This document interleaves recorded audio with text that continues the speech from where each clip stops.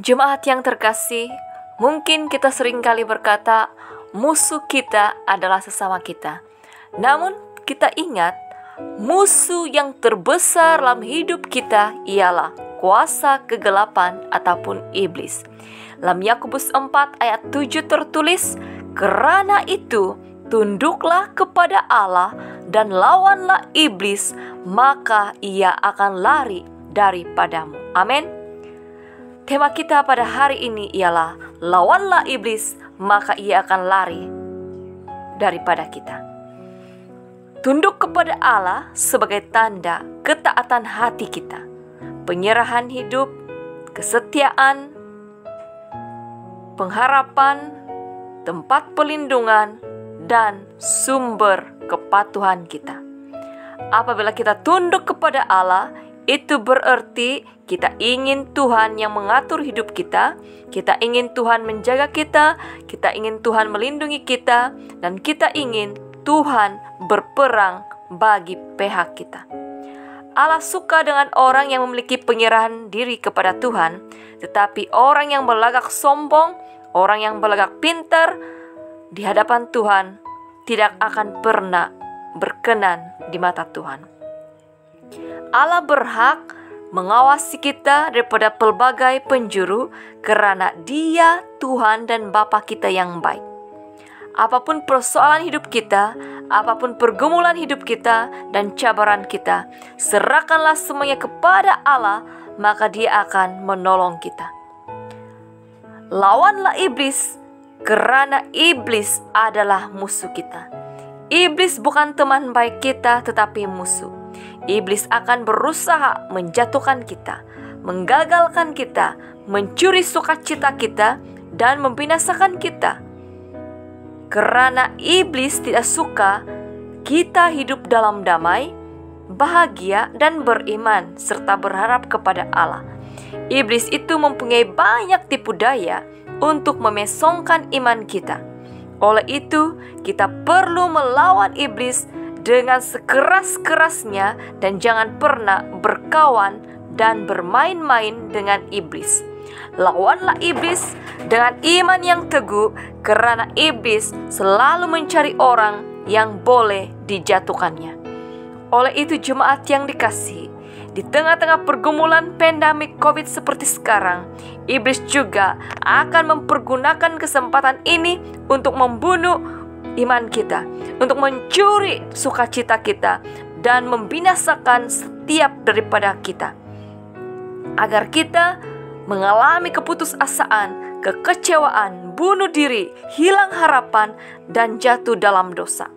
Oleh sebab itu, kita sebagai anak-anak Tuhan harus selalu berwaspada, berjaga-jaga, dan berdoa agar tidak terpedaya dengan kuasa gelap.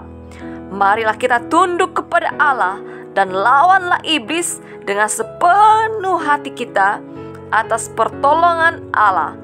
Maka iblis akan takut dan gentar, serta akan lari meninggalkan kita. Roh Allah ada pada kita, dan Roh Allah lebih berkuasa daripada iblis. Ingat baik-baik, iblis adalah musuh kita. Jangan pernah bermain-main dengan kuasa gelap. Tapi kita harus melawan, menolak, dan tidak berkompromi dengan hal-hal yang akan menyebabkan kita jauh daripada Tuhan. Marilah kita menggunakan perisai iman, kekuatan yang daripada Tuhan.